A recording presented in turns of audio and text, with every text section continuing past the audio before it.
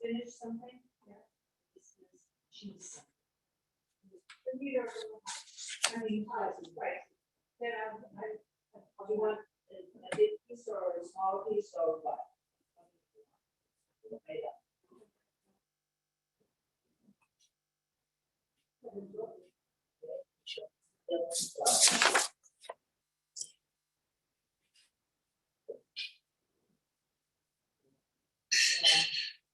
The salad is carrot raisin. Yeah.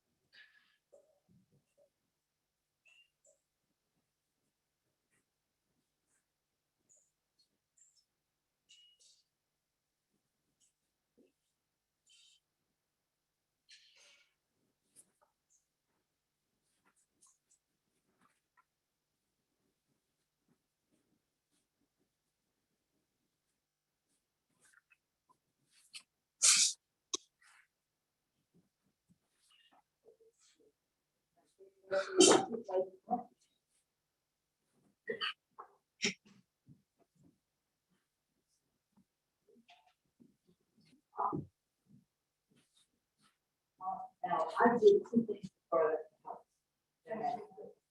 So, I want to make things good. Yeah.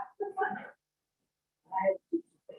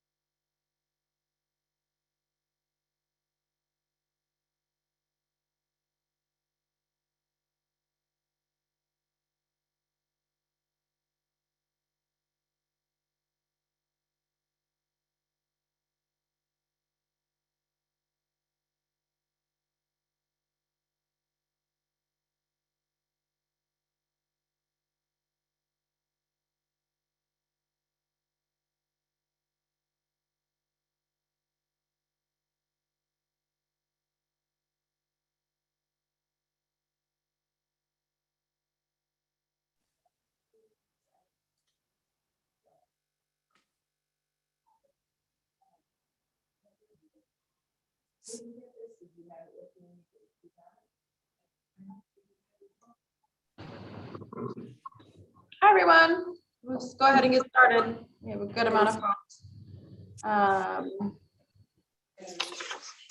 Councilor Flynn, Councilor Braden, Councilor Flaherty. Okay. Good afternoon, everyone. City Councilor Lydia Edwards, Chair of the Committee on Government Operations. It is Thursday, October 28, 2021, and we are here today for a virtual hearing on docket 0901, which is an ordinance regulating predatory towing practices and establishing a towing bill of rights. This is sponsored by Councilor Braden and myself and referred to the committee on August 18, 2021. In accordance with Chapter 20 of the Acts of 2021, we're modifying certain requirements of the open meeting law and having this hearing via Zoom. The public may watch this hearing via live stream at www.boston.gov/city-council-tv and on Xfinity 8 RCN 82 Verizon 964. It will also be rebroadcasted at a later date. Written comments may be sent to the committee email at ccc.go@boston.gov and will be made part of the record and available to all counselors. If you wish to provide public comments and have not signed up to do so, please email christine.o'donnell@boston.gov to receive the link. This proposal regulates towing practices and established standards, especially in private tow companies, specifically looking at involuntary tows on private land. And also, again, has established a form of a towing bill of rights, or those who are towed bill of rights, and basic operating standards to make sure we're all clear of what should happen if or when our cars are ever towed. Unfortunately, it does happen. So we have folks, along with my colleagues, Councillor Flynn, Councillor Flaherty, and the lead sponsor, Councillor Braden. We also have Bradley Garrett, Interim Commissioner of the Boston Transportation Department, joining us. Joseph Smith, Supervisor of Enforcement System and Internal Operations of the Boston Transportation Department. Sergeant Matthew Spillane, Auditing and Review of the Boston Police Department. Melvin Boggs, Supervisor of Parking Enforcement Tow and Hold Unit of the Boston Transportation Department. Also joining the committee as panelists are Deidre Cummings of Sprig, MASSPIRG, Legislative Director, and of the Sprig, or MASSPIRG Education Fund, Consumer Program Director, Kim Lowell, Executive Director of the Statewide Towing Association. We will also hear public comments for those who have signed up and wish to have any concerns or questions, or just want to express support or opposition. That's free. That will happen after we do usually a round of introductions from the counselors. Then we would turn over to the first panel. Then we would turn on to the second panel and public testimony.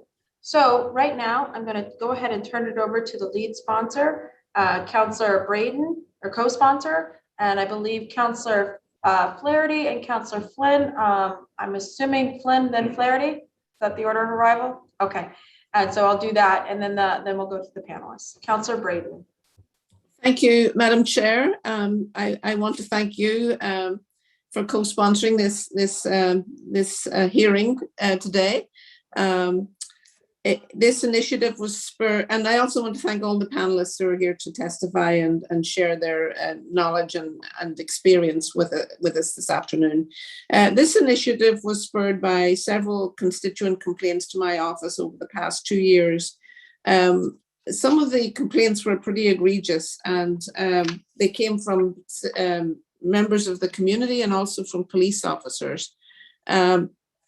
The system as it's set up right now, the tow truck company, the driver is supposed to call in and get permission to tow from the BPD tow line, and that process usually takes about 5 to 10 minutes to get clearance to tow a vehicle. And we've heard several instances of companies, Uber Eats or fast food delivery drivers who just stepped into a restaurant to pick up a delivery, and within minutes of 2 or 3 minutes of returning to their car was on the hook, and the tow truck driver refused to drop the car. And because it was such a short period of time, there's no way that the tow truck driver had got clearance from the tow line to pick up the car. We've had many instances of this, and really these are the sort of cases that prompted our office to look into this issue and see if there were widespread predatory spotting tactics in which certain locations drivers were being picked up routinely and sort of entrapped in a situation where they would go to pick up food from a restaurant. They'd be picked up and told very, very quickly. And as we went into it more, we came across more and more more reports of different abuses. So I'm look forward to the conversation this afternoon, just to get a better handle on what is standard practice with regard to the tow line, and what are their reports of abuse that the different agencies have heard. So I've just handed over and want to just move on and hear from the folks who are the experts on this. Thank you.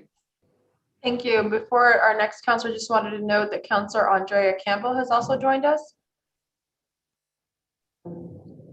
I'm actually hearing it with Counselor Flaherty before you, Counselor Flynn.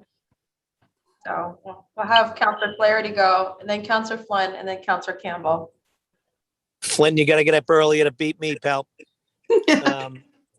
Madam Chair, and obviously to the lead sponsor, the co-sponsors, I concur with Councilor Braden. Obviously, the City of Boston, we do need tow support just because our fleet is not big enough to handle the entire city. But the focus really should be on public safety violations. That's hydrants and crosswalks and handicap ramps, etc. And it has become, and it's been brought to my attention as a citywide city council, it seems somewhat predatory when we've got the private tow companies grabbing, in some instances, 2-3 cars at a time. They'll have like 2 up on the flatbed and they'll be dragging 1 more behind. We also have, we've received information that they're going down one ways the wrong way, and really almost in like this I guess the fever or maybe make up for lost time during COVID, so we obviously need to address that. If we're towing a vehicle, clearly the focus should be on making sure that it's for a public safety violation. Not quite sure street cleaning cuts the mustard, but we also were promised that in the event that when you're towing a car for street cleaning, that they would have Hokies out there getting to the curb. That's really the focus of, if you can't clean the street and you can't get to the curb, that would be sort of the impetus behind towing a car. But if we're just towing the car and we're not actually cleaning the street or getting to the sidewalk, it's defeating the purpose. So time has come to have a hearing to just identify what are the rules and regulations. Is there predatory towing taking place?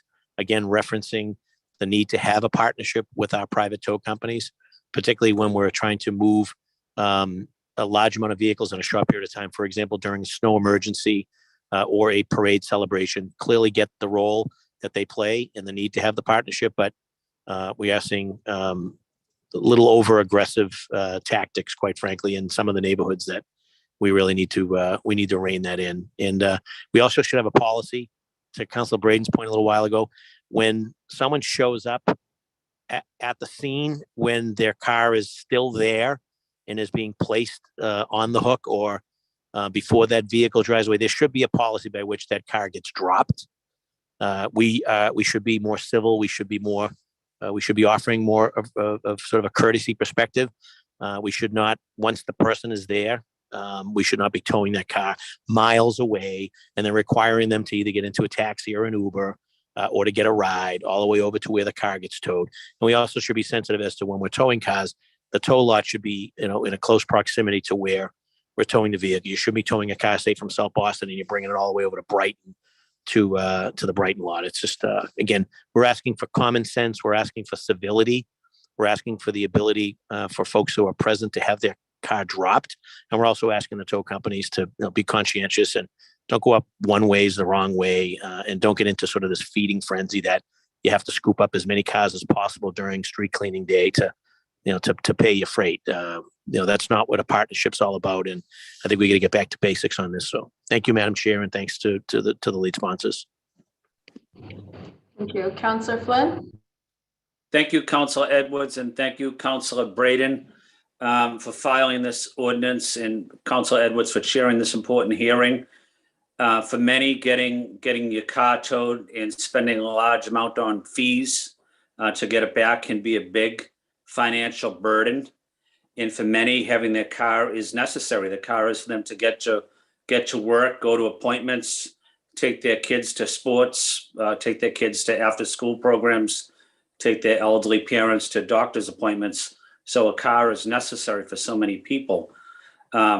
When we see, as Councilor Flaherty was talking about, unscrupulous towing companies charging excessive fees, that's outrageous. We're not out here. They should not be here to financially impact that family significantly. So these fees are outrageous. Councilor Flaherty talked about these tow companies, trying to pick 2 or 3 cars up at the same time on the truck. But I also noticed that they speed excessively through neighborhoods. what sometimes going 30, 35 miles an hour. So that's a major concern for me, pedestrian safety, with a lot of these tow trucks driving so fast. So I'm glad we're having this hearing. I want to say thank you to my colleague, Councilor Braden and Councilor Edwards, for bringing this forward.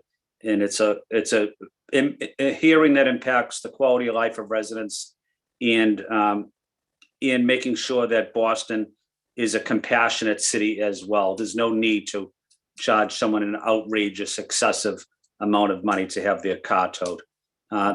Thank you, Madam Chair. Sorry, thank you. Counselor Andrea Campbell. Thank you, Councilor Edwards. I'm actually outside, so I will be brief, but did want to chime in to first thank Councilor Braden for this important discussion, because it is a major constituent issue, particularly in certain parts of the city. Dorchester, Mattapan, we've been getting a lot of cases around folks who feel not only that certain practices are predatory, but also around the location in which their cars are brought to, which seems to be more detrimental to them than other communities. In addition to that, obviously folks are still struggling with COVID and are struggling to not only pay tickets, but to pay the fees associated with being towed. So a real conversation needs to be had. And of course, some things need to be changed. So thank you to the folks in the administration for joining as well. And thank you. Thank you. I'll just add, I'm really excited about this conversation. I do think there's a certain level of grace that I've seen with some private actors, honestly, just lacking in terms of how they're treating. And I think all of us are here because the gravity of what is being taken from somebody, it isn't just their car, it's a massive amount of money, and it's a huge amount of time to get your car back, to do all of those things. And I do agree, I wanted to echo what Councilor Flaherty said. When we're talking about this being as a matter of public way, public good being blocked because your car is there because you didn't move it for street cleaning, or there's an emergency or parade, or if someone's trying to build on their house and there's been adequate notice, that's one thing. But if it's just a private way and there's an inconvenience for someone, I just would hope that there be a process. There's a little bit more grace, again, considering what you're taking away from somebody. So I'm going to now turn it over to our first panel, which I believe involves our folks from the city of Boston. That includes Bradley Garrett, Joseph Smith, Sergeant Matthews Planane, and Melvin Boggs. I don't know if you have a speaking or if some of you are just here to answer questions, but feel free to coordinate Okay. at your election. Okay. Thank you, Counselor. I'm Brad Garrett. I'm the interim commissioner for the Boston Transportation Department. With me are Melvin Boggs, who's the supervisor of parking enforcement for our tow and hold unit, and Joseph Smith, who's the supervisor of parking enforcement for our systems and operation unit. And together, we oversee the towing operation for the Boston Transportation Department.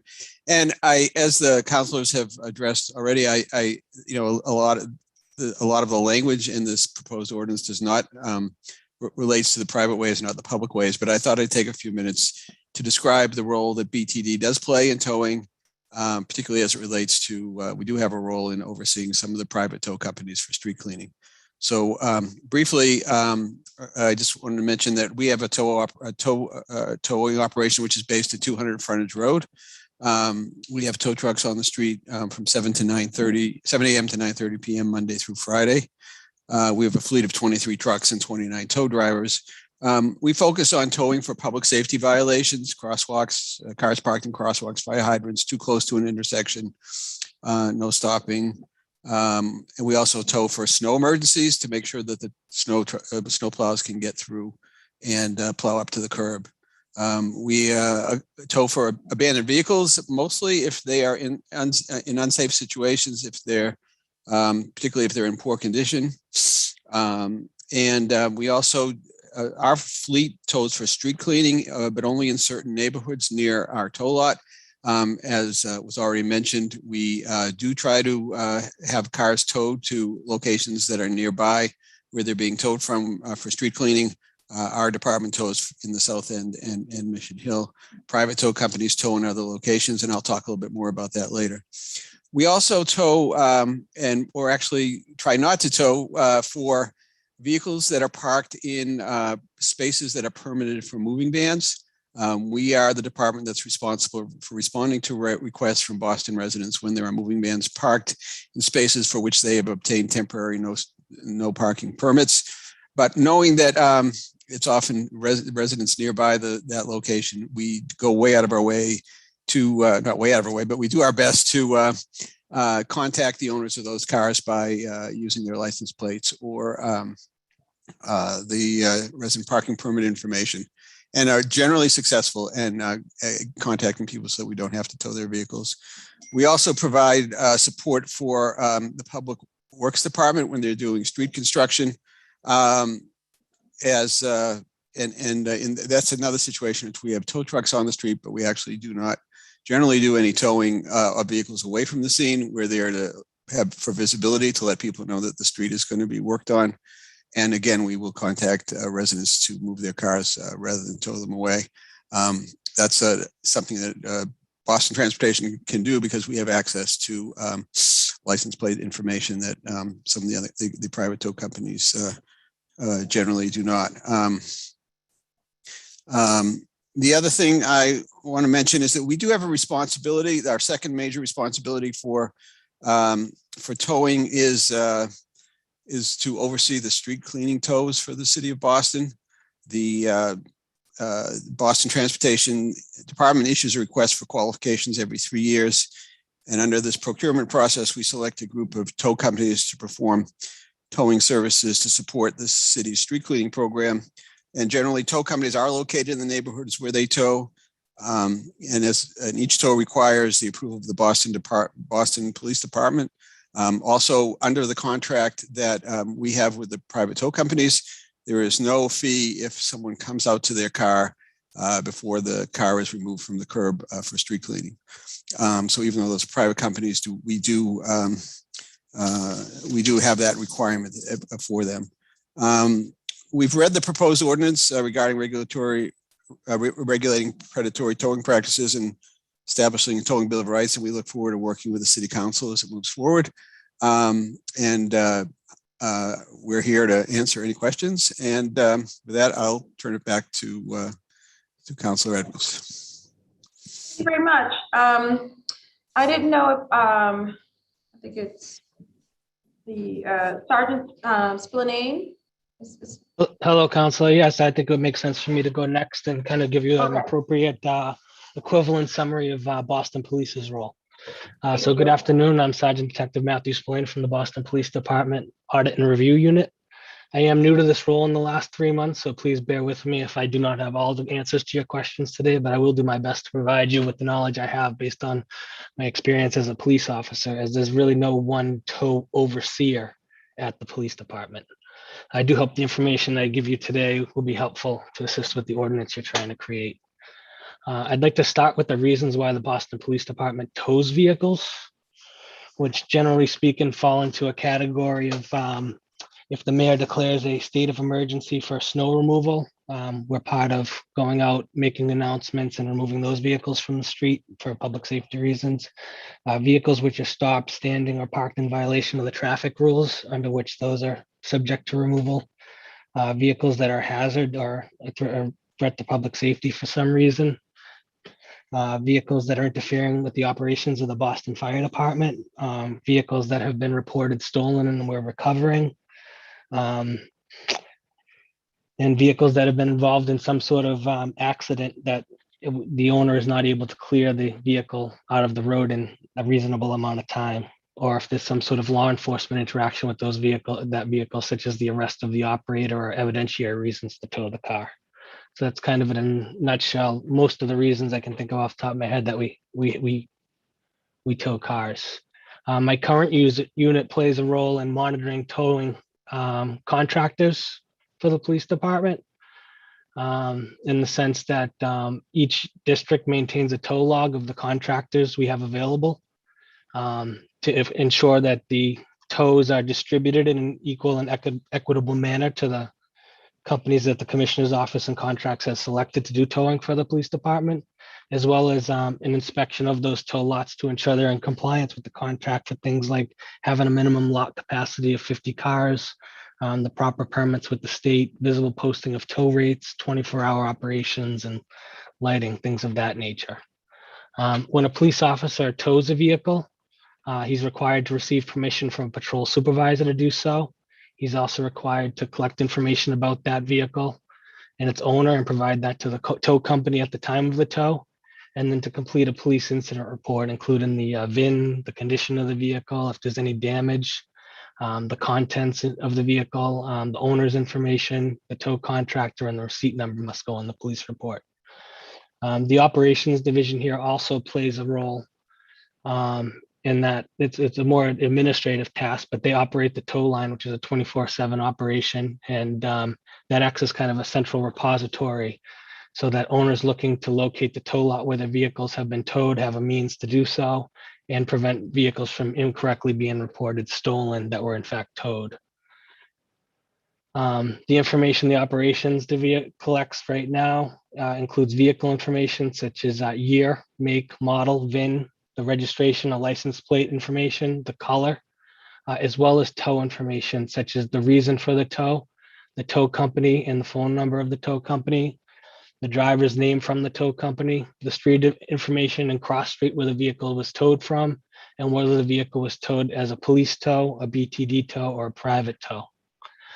Looking at the proposed ordinance, many of the categories A through G that they're looking for the police department to collect, we are actually already collecting in an electronic format that could be provided to where the city council wanted it sent to. I do notice there are some gaps though, mainly the first one, item A, which would be the name and address of the person, property owner, company, other business in lawful control of the private way or property who is directing the tow be conducted.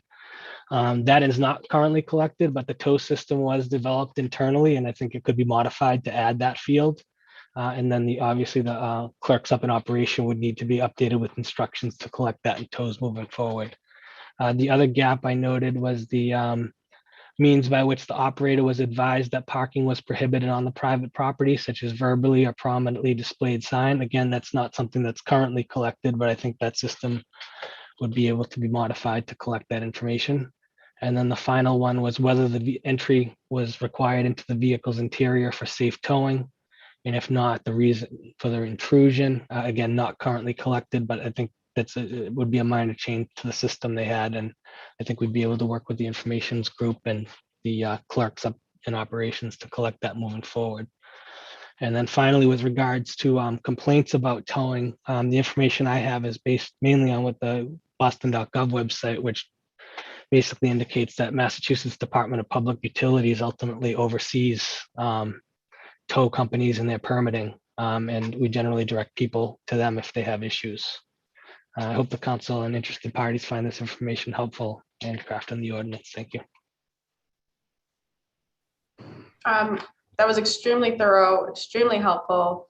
Thank you for going into the breakdowns of the information, especially parts that informing us already what you're doing, and then where there were some differences. And I really do, I'm speaking on behalf of as a committee chair, but I think on behalf of my colleagues as well, your breakdown of where the differences are and your thoughts about that as well was also extremely helpful. So thank you very much for that, and for just being on the job. What you said, 3 months. I'm sorry, this assignment is 3 months. I'm in my 16th year here. Sorry. Sorry. In any event, it was a compliment. No problem. To you. It was a compliment to you. And I'll say hi to my former classmate, Andrea Campbell from Boston Latin. Oh. So I think after, okay, so BTD, you were all speaking kind of together. Brad, you did an umbrella. Okay. And so Joseph Smith and Melvin Boggs, you'll be available for questions with Brad for any of the, okay. And then we just heard from Sergeant Spillane. So what we're going to do now is, and I think there's only 2 other panelists. And if it's okay with the other co-sponsor, Counselor Braden, would it be okay if we just went ahead and had Deirdre and Kim go? Yeah, that's fine. And then, what we can then do is do our round of questions from all of our counselors to all of you. Because I think there's just good to have all the perspectives. So we have the administration, we have consumer, and then we also have from the State Towing Association as well. So appreciate that all the stakeholders are at the table. So if it's okay, we'll go ahead with Deidre. And then Kim, you'll go after Deidre. Is that okay? That All sounds right. good. Yeah. Terrific. Great, thank you. Good afternoon. My name is Deirdre Cummings. I am the Legislative Director for MassPIRG. MassPIRG is a 45-year-old nonprofit, nonpartisan consumer advocacy organization. And I'm here today just to share some of the information that we have collected around consumer protections around towing, what some of our findings were, and then to support this proposal to really protect the residents in Boston and those who shop here and work here, who may have their cars towed. First, let me just tell you what the way we got into this actually is a number of years ago now. I was getting random calls from people about issues of towing, and it came in the form of some of the examples that we have heard here by some of the counselors, which is, I was at a Dunkin' Donuts, I went into the bathroom, I came out and my car was gone. And people in the Dunkin' Donuts said, hey, some truck driver was here screaming, I'm towing cars. And then by the time he came out, his car was gone. Or, my car was towed and I didn't even know that was a tow area. And then, some of the other frustrating stories were with folks who had called to say, yes, they did park in the wrong place. However, trying to get their car back was an ordeal, trying to find out where it was, trying to get to that location, and then in some places arriving and having to pay cash. And as you know, a lot of people today don't really carry cash. And so again, we started looking at the issue. Well, there is a role for towing and we all recognize that. But really, we ought to be thinking, well, what are the basic consumer protections we ought to be providing to ensure that this bad situation just doesn't turn into something horrible? What we did is we came up with 14 of those consumer protections. We released it in a report last year, and that I can make available to the committee. And in that report, we included just basic consumer protections like, we should post that this is a tow zone. And if so, what are the rates associated with this? Like let's prevent the problem from happening in the first place. We recommended that there were prohibitions against predatory towing. So, where you have tow truck drivers just circling a lot for 1 second where they can pull a car in a second and take off, and making sure that, yes, if you see your car getting towed, the purpose is to remove the car. So if you're there, you should be able to take it off the hook. You may have to pay a little bit of money, but at least you could remove the car and you don't have to go to the ordeal of trying to locate it. What we found out here, so we did a state-by-state survey of these basic consumer protections. And what we found is Massachusetts, and you're absolutely right, the police officer here said that the Department of Public Utilities, they're the ones that set the towing laws. Cities and towns can adopt their own and go further than what the basic regulations are. So we just looked at the state regulations, and of the 14 consumer protections that we listed, Massachusetts only guaranteed 6 of those. So I think what you have done here is really captured that area where yes, we do have some basic consumer protections here, but they're inadequate. They need to be updated. And this proposal before you today really does take an important step forward in making those updates. And just quickly, the areas that we feel are the strongest are the ones where we want to make sure that those consumer protections are in place, the ones that we surveyed other states and what they have, and what we would recommend. So there's a ban on predatory towing, a disclosure of the fees and the rates. And this is important. A lot of people would tell me they would show up at a tow lot and there's no posting of any fees or rates. We want to allow or make sure that every tow company, when that they take more than just cash.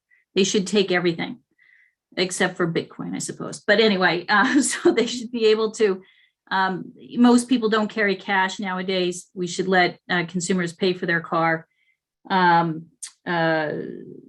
without having to bring cash. Photos are a big deal. Everybody can take a photo with their phone, right? And so an important protection there for the consumer is let's have the tow operators take a picture before it's towed. Again, making sure that the car can be released. Now that is a requirement. So the state DPU law states that every tow truck driver has to let down a car that's being towed.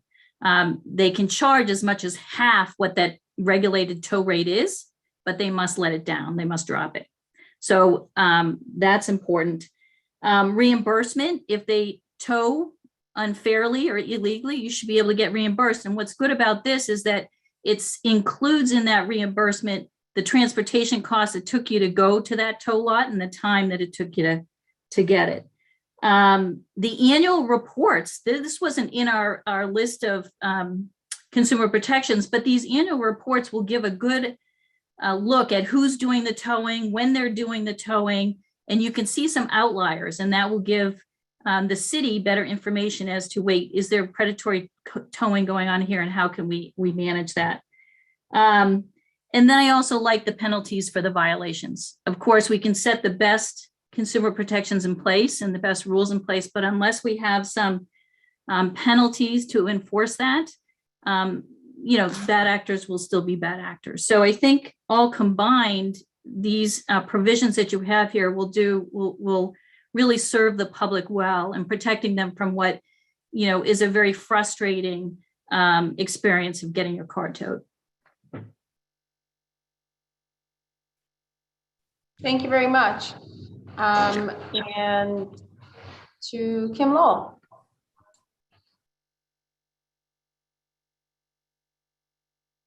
You're Kim, muted. unmute yourself, yeah. There we go. I apologize. Thank you very much for inviting the Towing Association to participate in this panel today. Statewide Towing Association has represented the towing industry for over 51 years and within the Commonwealth of Massachusetts. With regard to private property towing, obviously there are consumer issues, but there are also the property owners. They're entitled to use their property rights, and the towers are just merely providing a service. Now, with that being said, I did review the Mass PIRG suggestions, and I do have several comments. Since the proposed ordinance follows the Mass PIRG recommendations, I think the inaccuracies should be pointed out and clarified the services that we do provide. I'm in no way condoning any illegal form of trespass towing or private property impounds. That we as an industry strive for professionalism, treat everyone equally, abide by the laws as set by the Commonwealth. With that being said, there are protections in place in most cases for the consumers. I do, however, agree that everyone should be taking pictures prior to a tow. That protects the tower, it protects the consumer, it makes good sense.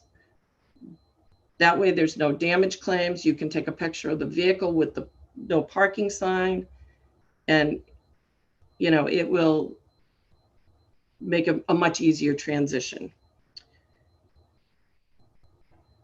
That being said, there is in place a signage requirement or a verbal notification to the owner of the vehicle, the violating vehicle.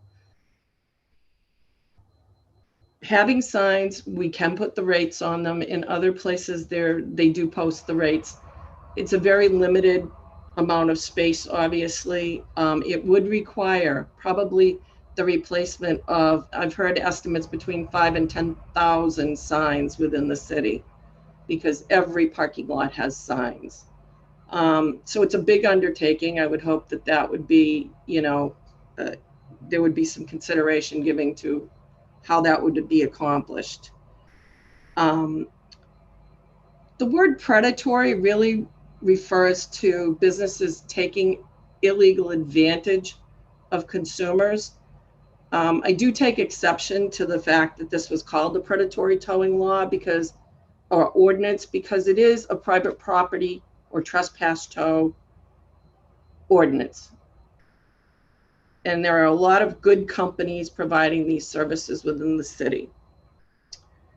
To further go on with the mass PERG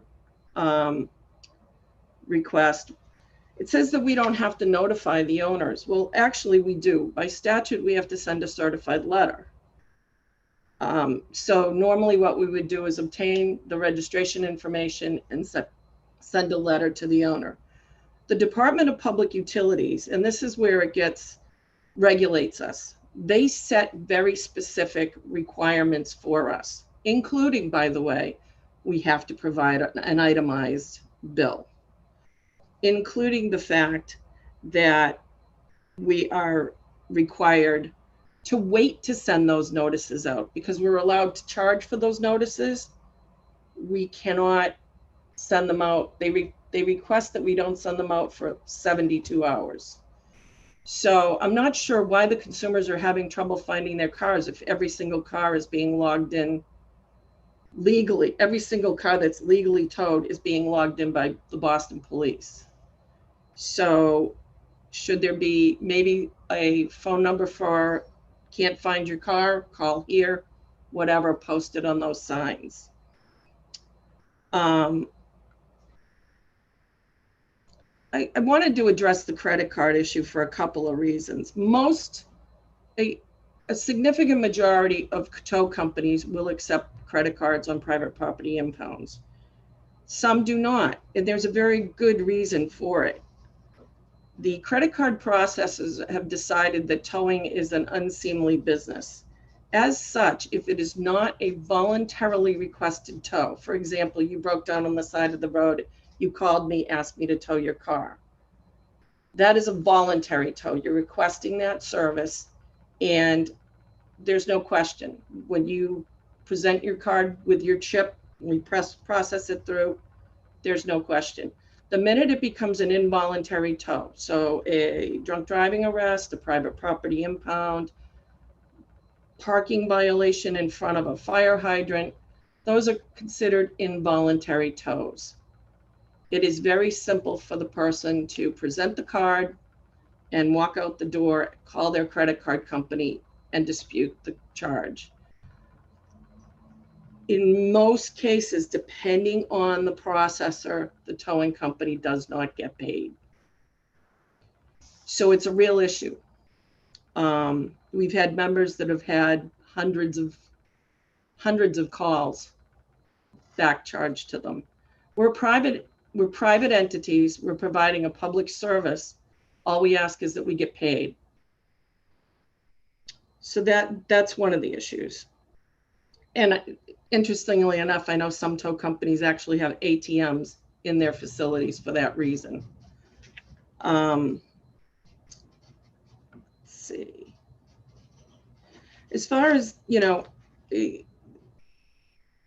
there's a two-sided coin to a car being towed that's already hooked up. The driver's done all the work. He's headed out of the parking lot and the owner runs him down and says, please drop my car.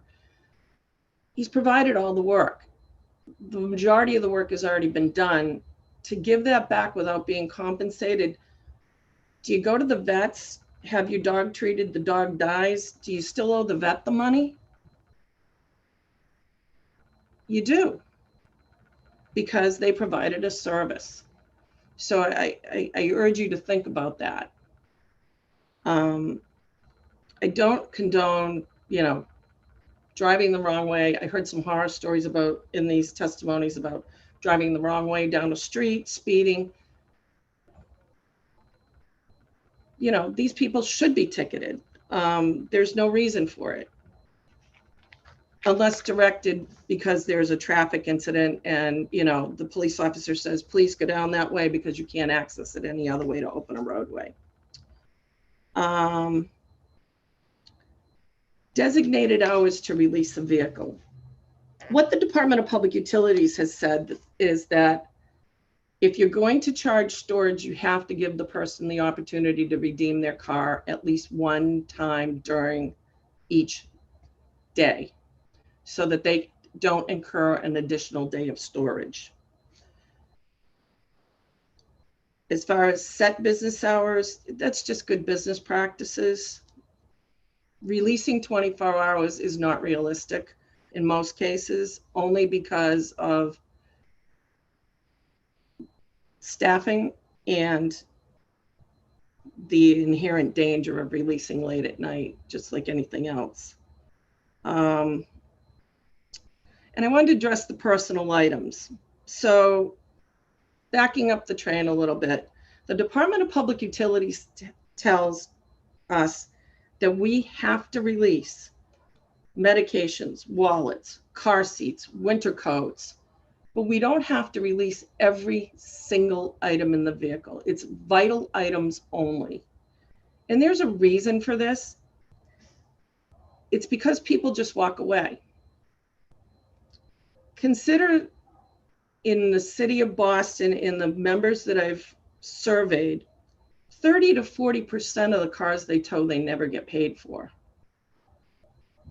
Yes, they can send them to scrap.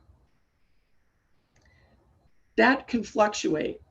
By the time they do the legal process, it's 104 days minimum before they can get rid of that car.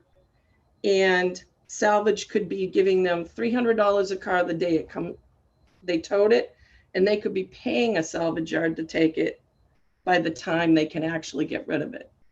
So it's a very slippery slope. Usually if belongings, non-essential belongings are held, at least the people will come down and say, I can't afford the car. Can I have my belongings? Here's the title. Or can I give you a little bit of money in the title? And everybody's made whole. They get their belongings. The tower gets rid of the car without having to go wait 104 days. Everybody's happy. Let's see. With regard to damage to the vehicles, reimbursing the vehicle owner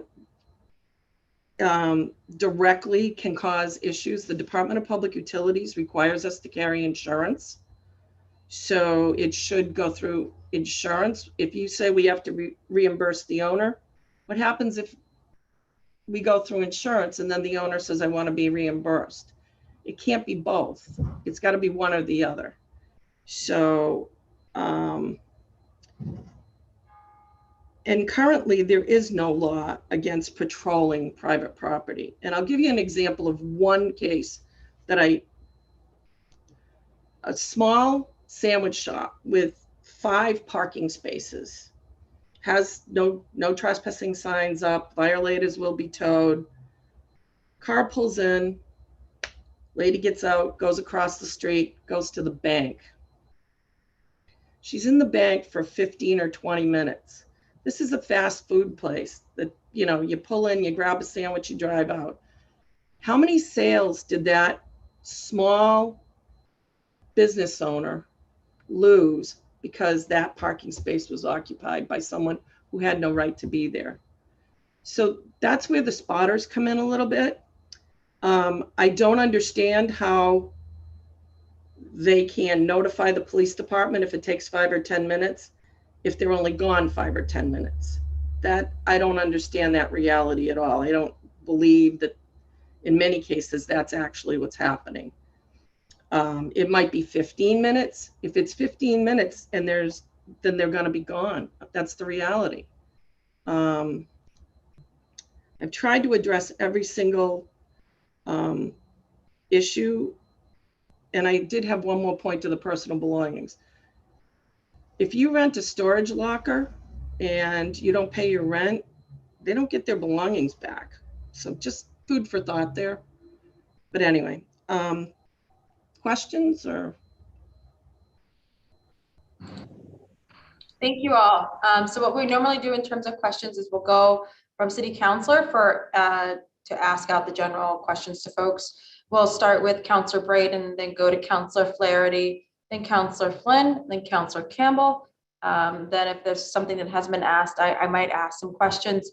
I think that's it for our councilors today. I do see 2 hands are raised. And just for those folks who are, I don't know if they're with any of the panelists, I have a Hayden FC and a Gem DG Tow and a Christopher Ferrer. Are any of those individuals associated with the city, with Massburg, or with the Towing Association? If they're not, that's okay. I will just have them go in public testimony. I just didn't know if you had somebody come with you that I didn't call on. Looks like no one. Okay. So we're going to go to Councilor Braden. You can start asking questions, and then we'll go on to the next councilor. We try to keep the questions between 3 to 5 minutes, and then, yeah. I had a question for Sergeant Spillane. Could he just outline exactly what the procedure is for a permissible tow? You know, what is the procedure? A car needs to be towed. What happens? What does the tow truck driver have to do to pick up the car, and who does he inform? How does that work? So as far as towing goes with the police department, basically the circumstances I outlined for you is when the police department tows a car. So like, let's just say it's a snow emergency. The mayor's declared that tomorrow is going to be a storm. The procedure would be that the police officer would go out. Usually I think we try to do 2 hours of notifications with the cruiser over the PA system. The cruisers go up and down the streets with the blue lights, trying to inform the public that a snow emergency has been declared to move your cars off the streets. Yeah. And then ultimately it gets to the point that it's usually a designated time that City Hall and the police commissioner's office have decided upon, that, you know, the emergency starts at 4 and at 7 p.m. we'll actually start towing. And at that point, the supervisor will make a decision that, okay, we're going to bring in the tow trucks. The officer fills out slips for the cars that get towed. A copy goes to the police station. A log gets filled out, and the tow operator comes in and takes the car to the lot. And so, you know, is the tow truck supposed to call in and get permission to a time stamped permission to remove a car? So if it's not a police involved tow and they're just notifying us, yeah, the tow company would basically, our role is really administrative at that point. We have a 24/7 operations center that has a clerk that will collect the information from the tow company and give the tow company back a sequence number for their log. And then that is entered into a database that we have that's timestamped with the vehicle information I had outlined before, that contains information about why it was towed, the tow company, etc.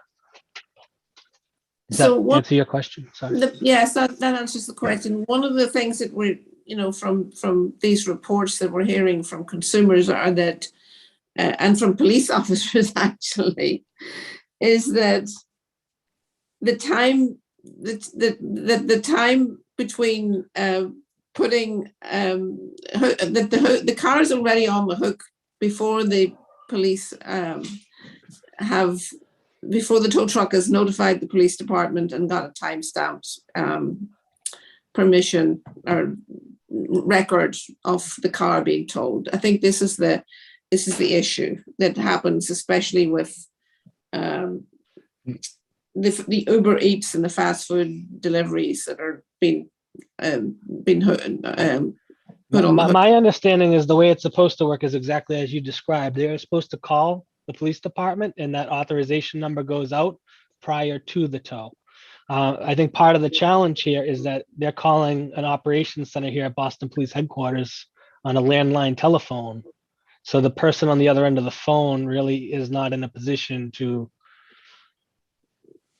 tell if they're telling the truth or not, if this car is in fact not already towed or has already been towed. Yeah, because they have to decide if the car has been stolen, or if it's been involved in if the number's been associated with a crime, because it's checking, do a little background check on the car before it's towed, which is why.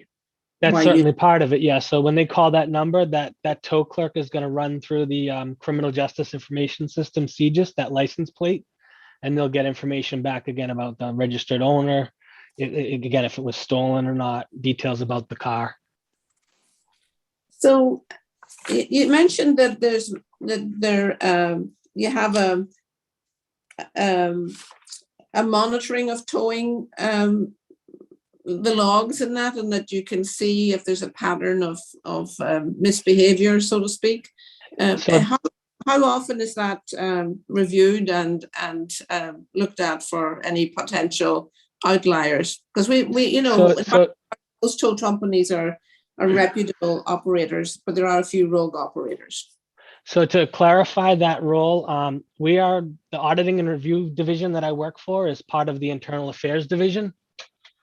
And the logs that we look at are mostly related to contract tows for the police department. So there's multiple tow companies that the police department contracts with. And so let's just say for downtown example, there's Cityside and Tedisco. The logs we're looking at are mostly an internal look to make sure that officers aren't, for instance, just calling Cityside for all the tows and leaving out Tedisco and performing some sort of unscrupulous activity on that front. Does that make sense? Yeah.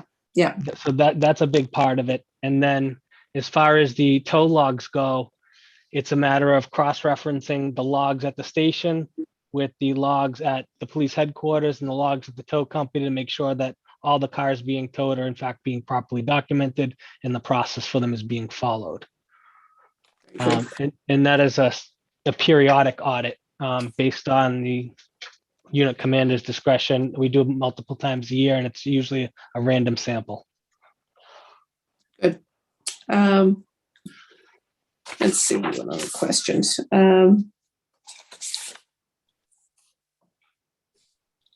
Thank you, Sergeant Spillane. That's all I have for you at the moment. You're welcome, Counselor.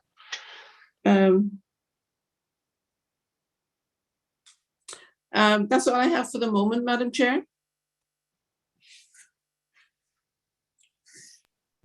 Thank you. Councillor Flaherty? Thank you, Madam Chair, and let me thank the panelists for participating, and also the tow companies, the owners and/or their representatives for participating as well. And maybe there's something here that we could also do that helps them. Question really more for BTD on the moving permits. To some degree, a big portion of that is almost sort of what's the right word? Like the honor system, I guess, would be appropriate. Folks come in, they apply, they come in, they get their own signs, and then they go out and they post their own sign. And I know that we do this across the city. We've got a number of folks come in and get the signs, and they may put up signs for more than the spaces that they're allotted for, Councillor Flaherty? et cetera. And then people will get ticketed. Clearly, if they win, the city reimburses. Can you hear me, Madam Chair? Yeah, there was, at least on my end, there was a little bit of a breakup in some of the directness of your questions. Just to summarize, you're talking about specific signage, over signage of some companies for towing? No. See, I can't, on my end, Councillor Flaherty. When folks. No, Councillor Flaherty, maybe you want to. The BTD permit, this specifically pertain to anyone else here, what I'm talking about, moving permits? I'll reboot. Okay, we'll come back to Councillor Flaherty. But Councillor, I think Councillor Campbell may have had to step away for a little bit. We'll wait a little bit for Councillor Flaherty to get back on. I did have just some follow-up questions to make sure I'm very clear. on what people are concerned about. To Ms. Lowell, I wanted to make sure I'm clear on on behalf of the Towing Association and to be very clear, you know, the goal is to go at bad actors, and I don't want you or anybody else to think that we as a Boston City Council are accusing the entire towing industry of being bad actors, okay? I do want you to understand that there have been enough complaints brought to us because of some bad habits that we've seen. And I do appreciate you separating what is already prohibited from the law, right? And what is, and I do appreciate your opening statement where you said, quite frankly, you don't support any of those bad habits. That's not what you're here to do either. So I want to be very clear. This is not a us versus them conversation as far as we're concerned. I think Councilor Flaherty made it very clear. There is a role and absolute need for private towing in partnership with city towing for the services in the city of Boston, okay? So the goal is to figure out how we are notifying people of those rights, which I would say as a city, I used to work for the city, and in general, I think we could do in general a better job of letting people know what their rights are. Sure. I've had my car towed. I can tell you mentally, emotionally, and physically. It's not a fun process. It is not. And so my first thought is, where's my blankety blank car and why did this get taken away? And maybe we can do better at explaining to people, is your car gone? Calm down. These are the following steps you could take. So that's one thing I think we should all agree on. But I do think that there's a real concern about, and I see you, Councilor Campbell, so I'll wrap up, and Councilor Flaherty's also joined back.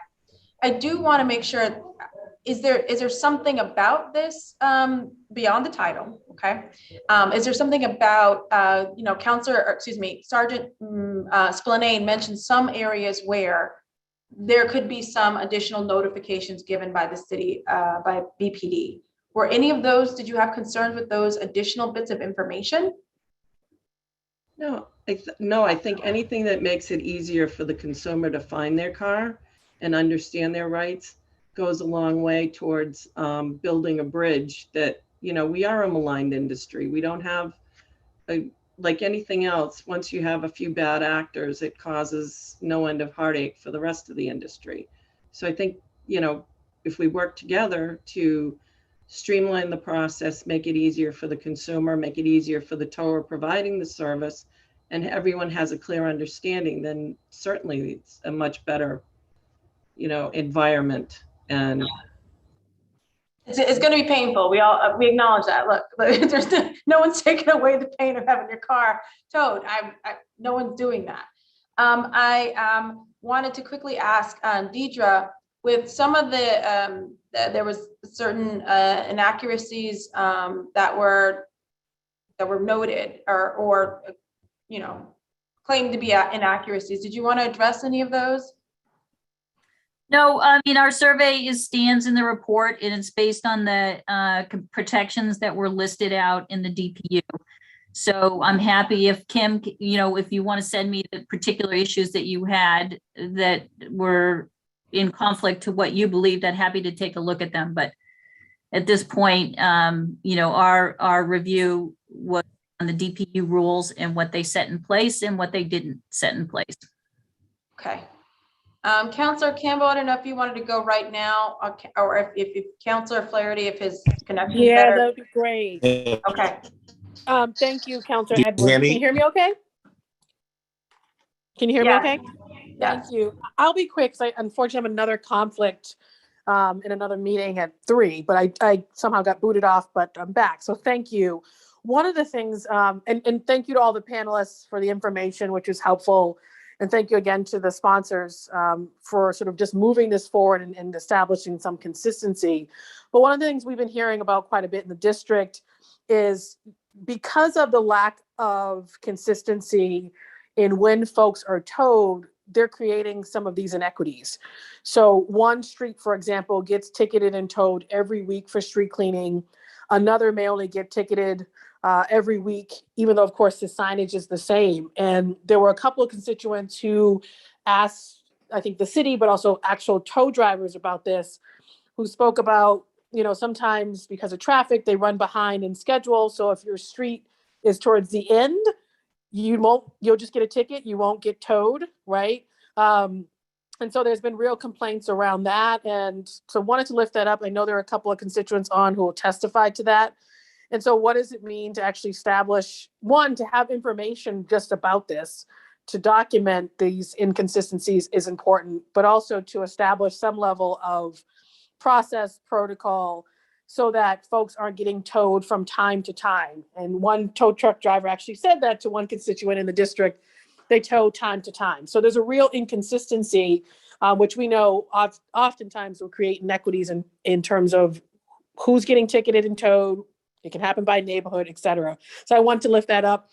Thank you, Councilor Edwards. We'll continue to follow it. I have 2 of my team members on taking extensive notes, and we'll review the rest of the recording. So thank you both so much.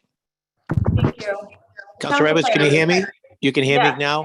Yeah. Just a quick question. So this is directed towards BTD on the permit parking. So it's the honor system. Residents come in, they get placards, they go out, they post the placards. We don't really do a good enough job monitoring that. And the complaints we're getting across the city is that folks may come in and they're taking more spaces than they're allotted, whether that's for a moving truck or it's the moving truck plus a couple of their own vehicles. And folks are getting ticketed and towed. When folks appeal that ticket, the city exonerates them, they honor it, but there's no recourse after the car's been towed. And so not quite sure whether or not we could work anything into that in specific instances where a vehicle was towed. Maybe it goes back to the folks that applied for the permit. Maybe there's a penalty associated with that. Again, just want to think about it. These are calls that I get, and it pertains to the Boston Transportation Department's moving permit program. It's the honor system. Folks come in, they get the placard, honor system, they go out and they're supposed to post it 48 hours. Some people are not posting it 48 hours. Some are doing it 24 hours. And also they're only supposed to take so many spaces. In some instances, they're taking more. And then a neighbor is getting ticketed and towed. And when the neighbor appeals, oftentimes they win at the city level, but they're still out of pocket on the tow piece. So, and I referenced earlier, thanking the panelists for their time and also for the tow companies and their representatives for being on there, because we may learn some stuff and we may be able to incorporate some of their real life experiences into whatever changes we make here. So thank you, Madam Chair. You're welcome. Did someone want to address or just kind of summarize or Councilor Flaherty's comment, question? I'll say just a couple of things. I just want to be clarify that maybe Mel can jump in for and explain the process on the street. But if someone does dispute a ticket and a tow, if their ticket is dismissed, they should also get their tow expenses refunded. So if there's and that's through the office of the parking clerk. So and then Mel, maybe you want to talk about the process out in the street. Good afternoon, everyone. Usually we get complaints with the send supervisors out to look at the permit. There's supposed to be the permit holder there and posted on the permit zone, the address. Well, he's right, Councilor Flaherty's right. They usually take up more spots. So we just started towing within the permit spot. And if they post the signs wrong, we don't touch the cars at all. We tell them, you have to come back to tow them. Because we started running into a lot of people taking up more spots. So if the permit holder isn't there with the permit, we stop towing. I tell everybody, just drive off, just tell them, we need to see the permits. Our people need to see the permits. A lot of questions be asked. I get a lot of call from enforcement supervisors, asking me, I don't see, there's no permit holder there to keep going. If the moving company's there or a private person's there with the permit and they're posted right, first thing we do is try to find we run the plates to try to find the owner of the vehicle to ask them to move. Most of the time, they come out to move them. A lot of people, they're not there, they're out of town. So that's the cars we end up bringing in. Thank you. I'm gonna go to public unless someone had a very quick question, but I actually had a quick question. Honestly, this is a real life experience. So you explained this to me. I'm gonna say somebody I know, it was me. And I parked on my street, okay? And I did not see, there's a back of a house that seems to be totally unmarked.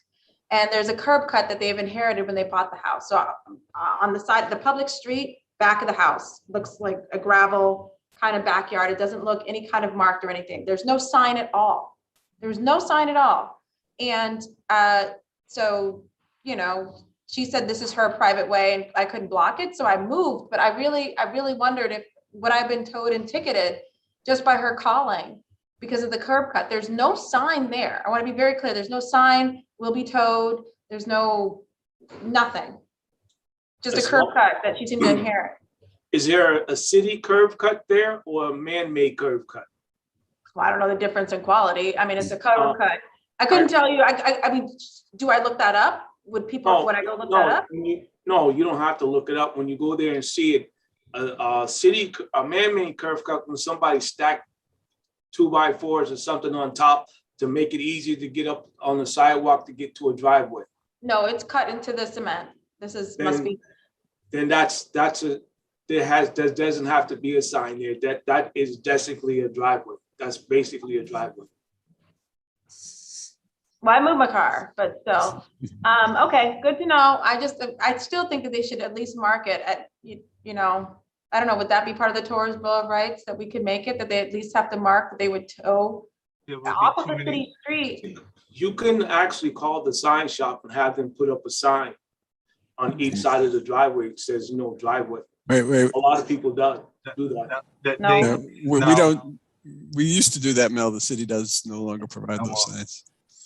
First, I just think it's a matter of notice, honestly, like at night in the dark, I would not have seen that curb cut, but for her saying, this is a driveway, I've been there for 15 years and didn't know.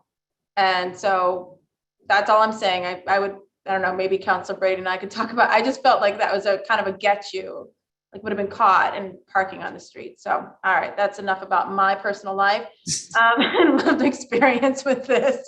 Councilor Brady, if it's okay, I'd like to go to public testimony unless you have any questions. You know, I just want to get something straight. You know, the notion that you have to call, and I'm going on about this a bit, but the notion that you have to call in a tow, call it into the tow line at the BPD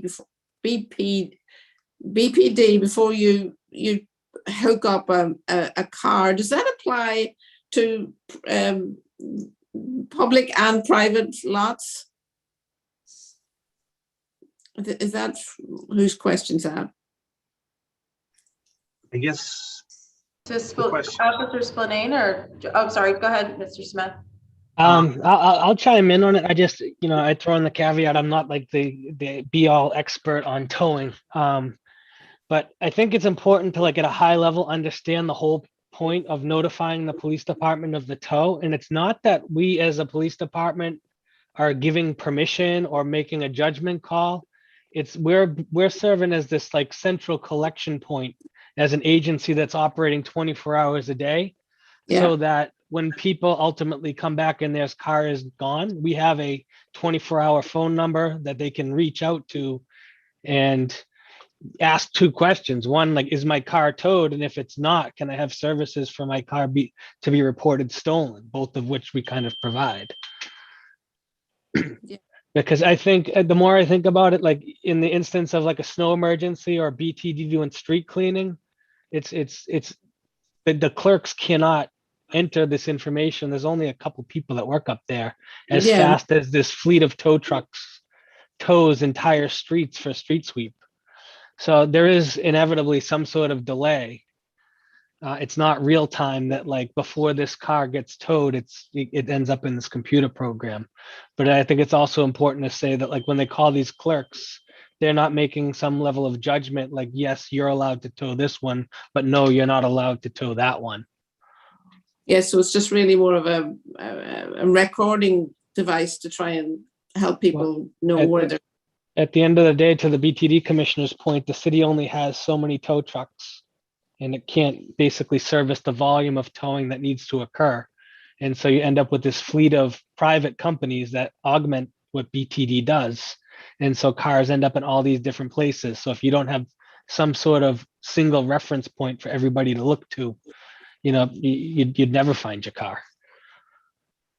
Yeah, and the other issue, I think, to Councillor Campbell's point about towing on days for ticket and towed for street cleaning across the district, is such an inequitable distribution of that rule.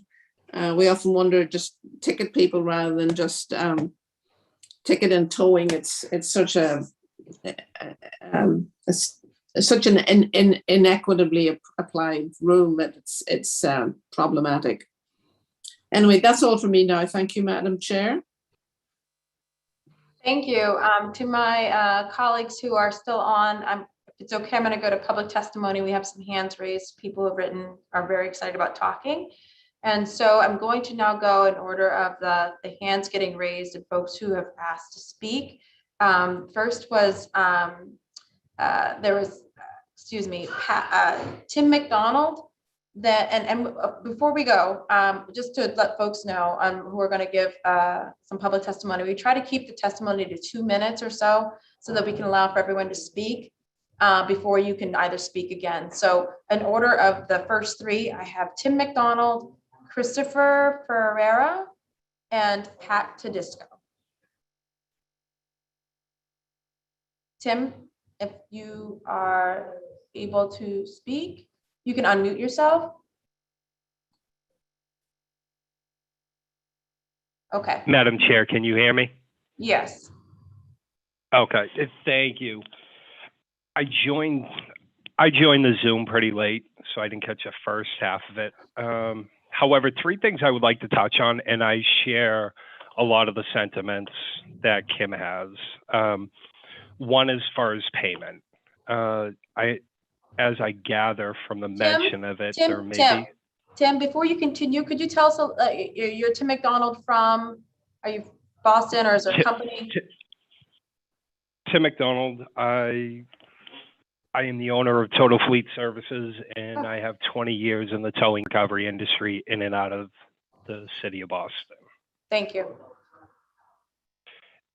So I do share a lot of the sentiments most sentiments that Kim had mentioned, and one regarding forms of payment.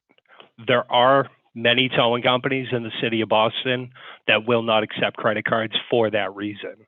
However, there are many towing companies that know that having cash on demand is an inconvenience and accept a debit card in the form of a PIN-based transaction. That's one thing I would like the city council to keep in mind, as the likelihood of a credit card transaction being disputed by someone that was involuntarily towed is high. However, the debit card with the PIN-based transaction is a safe method for the towing company to be reimbursed. Second, I would like to touch on it as far as the city council enacting any ordinance with respect to notifications. There is a system in place within the city of Boston where residents within the city can go onto the City of Boston website and register for tow notifications. I have been in discussions with James McGee and Matt McGowan as far as getting that back up and running. I am pretty sure that that's something, maybe the city council should reach out to the IT department within the city to see if they can get that moving a little bit quicker. The last thing I heard was, and forgive me, I forget who mentioned it, with respect to a refund for the tow. And Kim, please forgive me if you have already touched on this. I take no stance on whether or not a refund for tow should or should not be given. Frankly, that's up to the board here. However, as someone that owns and manages day-to-day their own towing company within the city of Boston, I will say this, it is extremely unfair that if we tow someone and for whatever reason through the appeal process, through BTD, they win their ticket for whatever reason, that we are forced to give them a refund. That would be extremely unfair.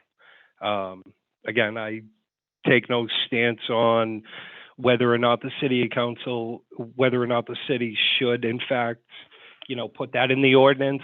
However, if it does go in the ordinance, then it should not be the towing company reimbursing the individual who got towed that has won their appeal. That is all I have. Thank you, Madam Chair, for hearing me. Thank you, Tim. Up next is Christopher Ferreira, and then Pat Tedisco. And then I will call in, we have a Gem DG Tow, whose hand is raised to go after Pat. Christopher? Hey, can you hear me? Yes. Okay, sorry, I have a cold a little bit, so bear with my scratchy voice. I apologize. My name is Chris Ferreira. I'm a third-generation towing business owner, and I just like to address a few points in your proposal. I do not have a business or work for a business in the city of Boston. I want to put that right on the table. Okay, this proposal was brought to my attention, and I reviewed it, and I found some issues with it. I do agree with some of the things that were said today in the meeting, which I think were very important. And I'm going to skip over some of the redundant things that I have that I've jotted down here for the council. But I will make my statement here available through email so that all the councilors can receive a copy of it, so I don't go to this whole long process. And I apologize. The first thing for me is this predatory towing. And I know Kim Lowe spoke about this. I think it's very important to note that we're talking about two separate things going on in the city. You're talking about police towing and BTD towing, okay? And then you're talking about private property towing. Those are two separate issues that need to be addressed separately, completely. When you call towers predatory towing for doing their jobs, I find that very bad. So I'm just going to read something to you real quick. The proposed ordinance is to address private property towing practices in the city of Boston. Each business, every municipality, every person has room for improvement. Whether you're the police, politicians, etc., all professions have bad apples. I'm not saying that all towing companies are perfect. However, by insulting towing professionals as predators, or even calling this new ordinance predatory practices, is insulting and disrespecting to the towing professionals that worked through COVID and typically work 24 hours a day, 7 days a week, who are actually first responders beside the police and fire departments. Let me ask you a question. Are the police officers that patrol the streets of Boston with cameras on their cruisers that are looking for unregistered cars, uninsured cars, or violations, is that an act considered predatory? Are they considered predators? In the Boston Transportation Department, who drives, which I'm understanding this, I don't have firsthand knowledge, but I was told, drive around with cameras on their vehicles, seeking people for not paying parking tickets to get booted, or is that type of an action predatory? The towing industry as a whole are full of wonderful people who support their communities immensely, and there does come up a bad apple once in a while. And I don't think that, stopping all private property and trespass towing patrolling is going to resolve the problem. A lot of the issues that were brought up in this ordinance are already in place. The protections are already there. And I do agree with Kim Lowe that some of the things that Massberg is saying are not 100% accurate. For example, the itemized billing. You have to have an itemized bill for every tow that you do for the state of Massachusetts, non-consent tow, or the person can file a complaint with the DPU and get their money back. There's a lot of talk of excessive charges and rampant overcharging. And I'm not going to say that that doesn't happen and there aren't bad apples that do it. But if the person files a complaint with the DPU and submits their receipt for that service to them, they investigate it. If they found that the contractor or the licensed towing company overcharged the consumer, they will force the company to reimburse and also could suspend their rights to tow in the state of Massachusetts. Another issue that was in this was proper notice. There is, I'm jumping around here, so I apologize, but it will be in the letter. There's a law in place that all properties have to be posted to tow cars off the properties. They have to be posted, it's a law. So if a tow company goes into a private property lot or an apartment building and they tow a vehicle and it's not posted, they're not allowed to do that.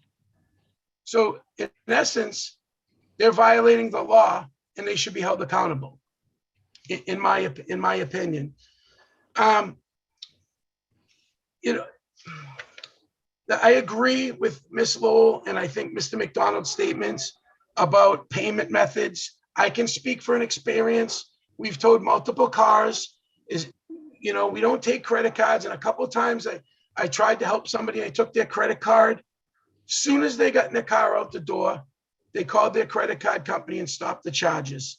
And for us to get that money was a huge hurdle. In some instances, we didn't get it, even though we followed the law and did what we were supposed to do to perform that service that was provided. So I do agree that I take certified bank checks. I take money orders, and we take cash raw payments on private property tows.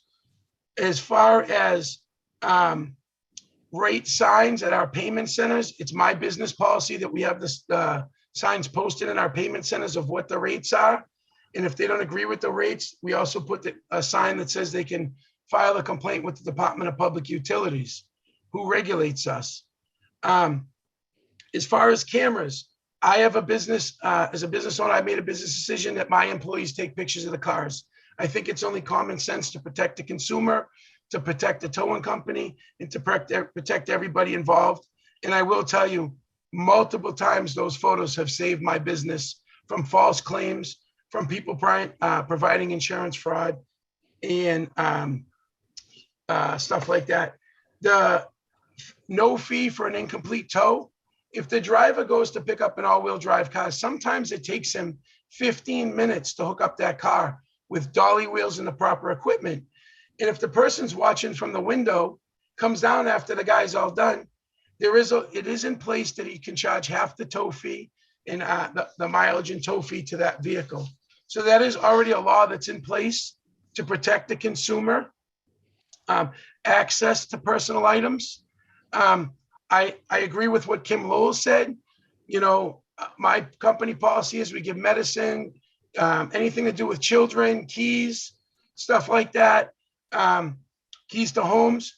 But if you let them clean out the car completely, they're going to abandon the car at the tow yard.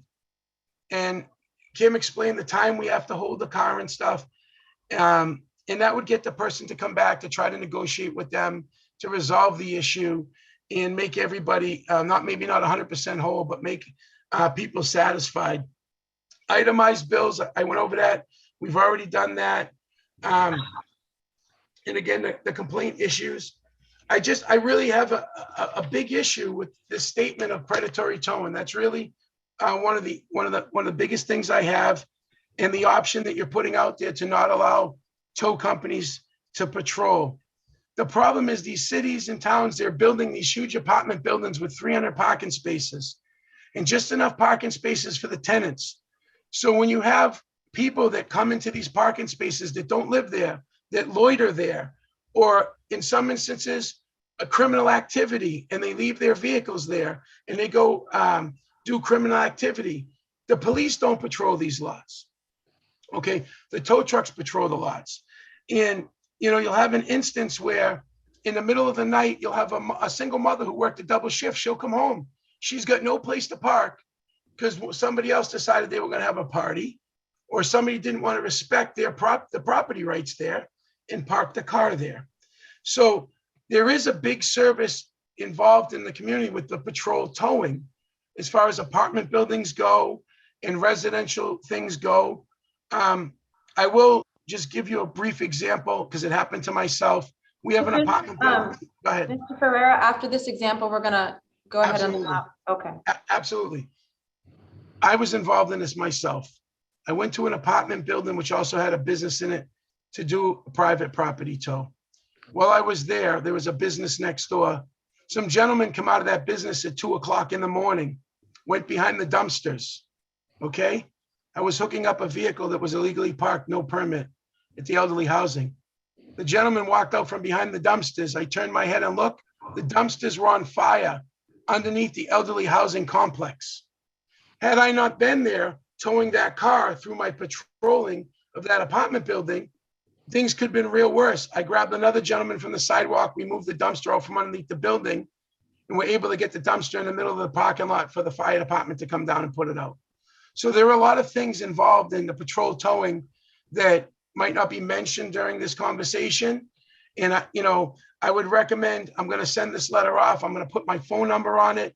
I would be more than happy to sit down, even though I'm not in Boston, but to speak with any counselor or anybody involved in this forum about those issues and things that we can work together to try to, make this a good policy for everybody involved. Thank you very much. Thank you. I have a Pat Tedisco, and then Hayden FC. Good afternoon, everybody. My name is Pat Tedisco. I'm the owner of Tedisco Towing, located in East Boston and Roxbury. I agree with some of the things that Christopher said and Kim and everybody on this panel. I do believe needs to be some cleanup, some guidelines for towing companies to follow for this type of service.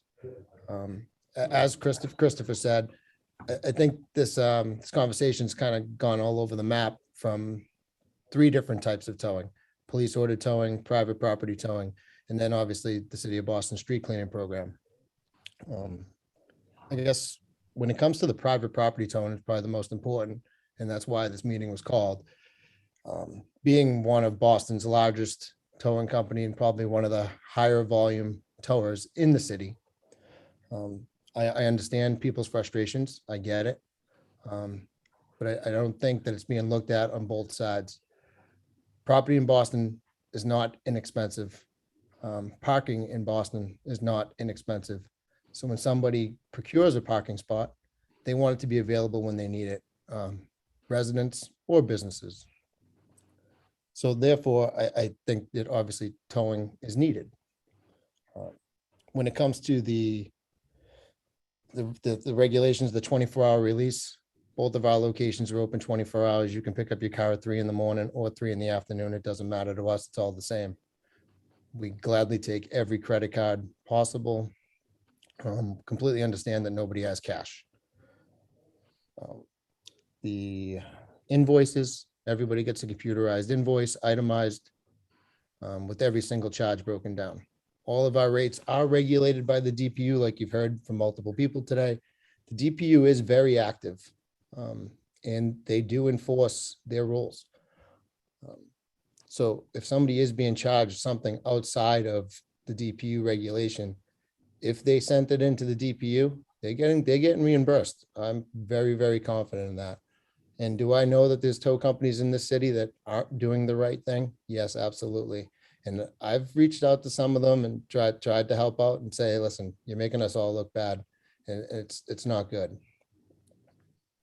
The signage, with the rates on the signage, to do that, the rates are going to be changing. They go up, they go down.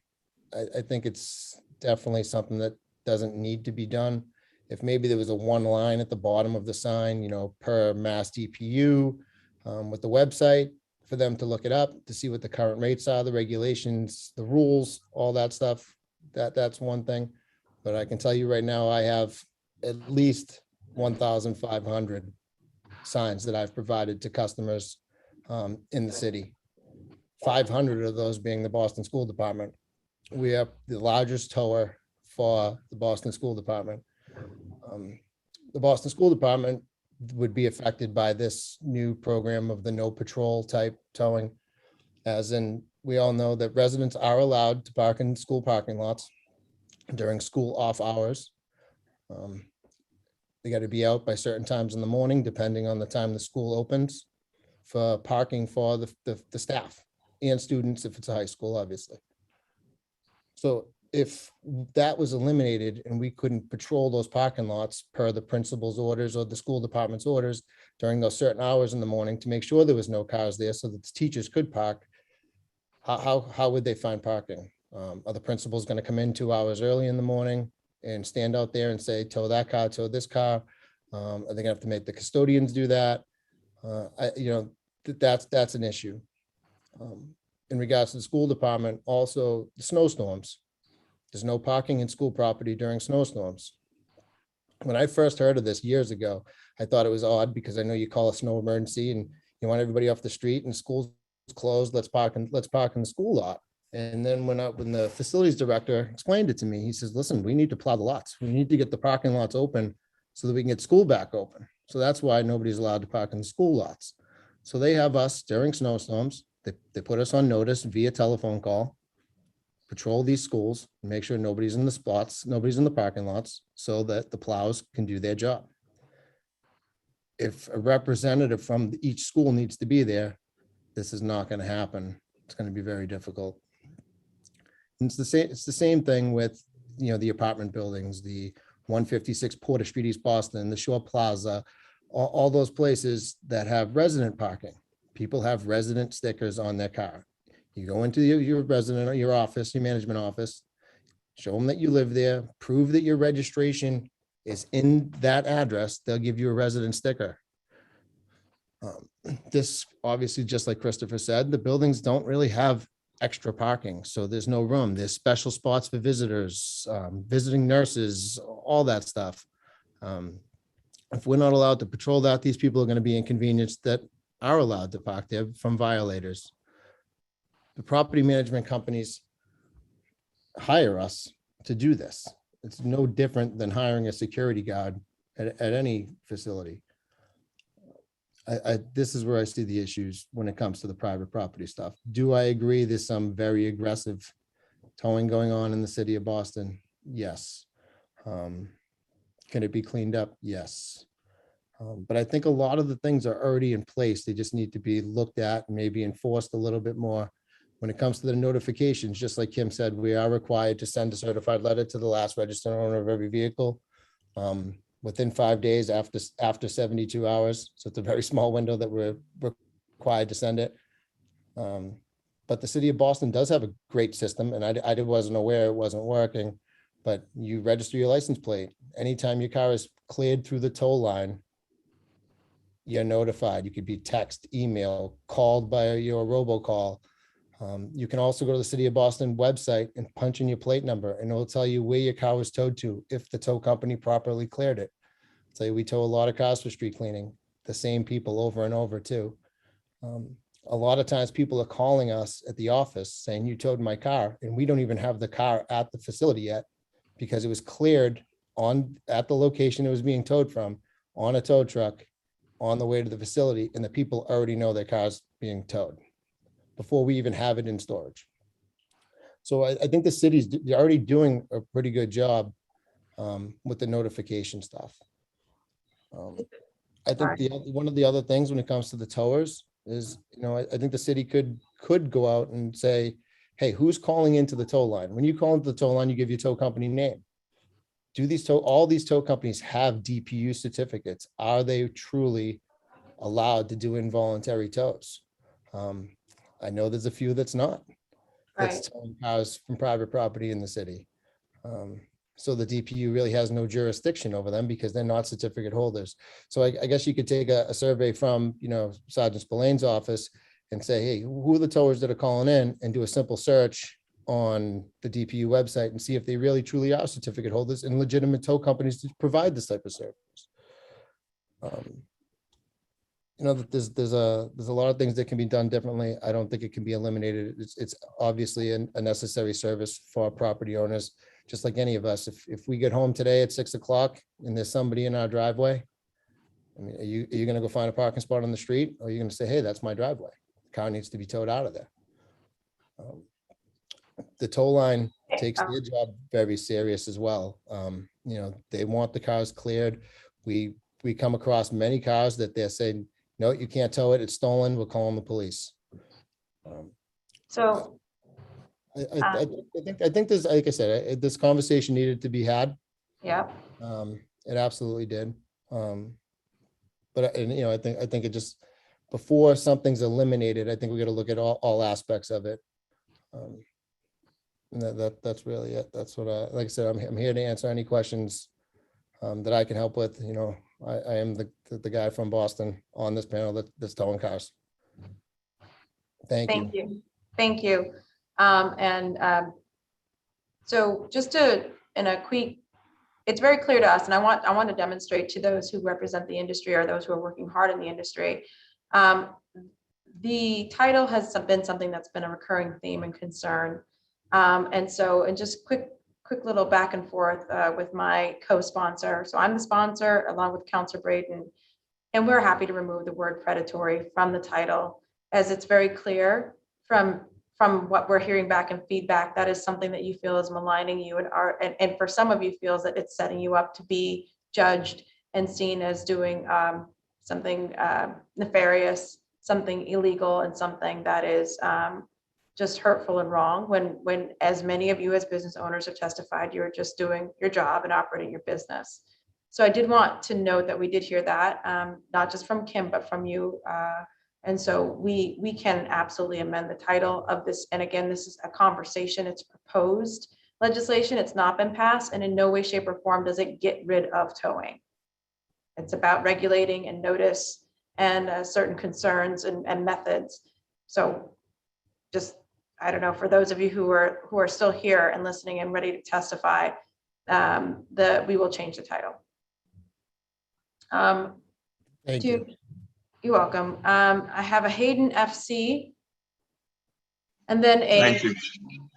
You're welcome. And then a Gem Gito and a Mama Walsh. For, you know, I'm reading as the names are. If you could just say your first and last name and company, or, you know, what you're operating with the other previous speakers have said, that would be very helpful. Thank you. So Hayden. Thank you. My name is Hayden Frederick Clark. I have been at the throat of my city councilor, Ms. Andrea Campbell, and her staff about this issue for going on 4 years now. To speak specifically to the language of predatory, I do find towing in my neighborhood specifically, speaking on behalf of those who live in the Columbia Road, Erie Street corridor and the larger Grove Hall area. It is a predatory experience for us. Our cars are regularly towed 5 to 15 minutes before the stated time at which we have to move our cars. I'd like to name that it's not only the tow company. I view the city as complicit and predatory in this practice as well, given that for those of us who live in the Columbia Road, Erie Street corridor, Erie Street only has one legal side for parking. On street cleaning days, we lose that side, and then we lose half of the housing stock, half of the parking stock within the rectangular area. That said, persons who take the commuter rail often come into the neighborhood early and park their cars on the appropriate side of the street, thus leaving us with nowhere to park. And let's also name that given the housing stock, many of us do not have driveways and garages in which to park, which then leads to my bigger beef with the city in that I now have provable, quantifiable evidence that neighborhoods like West Roxbury, like Roslindale and Jamaica Plain, not only have situations where their streets are clean without being towed, they also are not ticketed. So on a number of occasions, I've been parked in Jamaica Plain or Roslindale or West Roxbury simply as a reckless experiment to see what would happen to my vehicle in these neighborhoods. And I've watched with my own 2 eyes. I even have a video recording of it if anyone would like to see it, with the street cleaning vehicle going around my car and doing what is supposed to be done without even a ticket being left on my vehicle. That said, if I were parked in front of my own home my car again would have been towed 5 to 15 minutes earlier, which is to say we have a massive fleecing of Black and brown residents, poor and working class residents going on in this city. It's been going on for years and years and years and years. Again, the poor Black and brown people who cannot afford driveways and garages are being told, while their wealthier neighbors in Jamaica Plain, Rosendale, and West Roxbury, who have the opportunity to park off street, are not.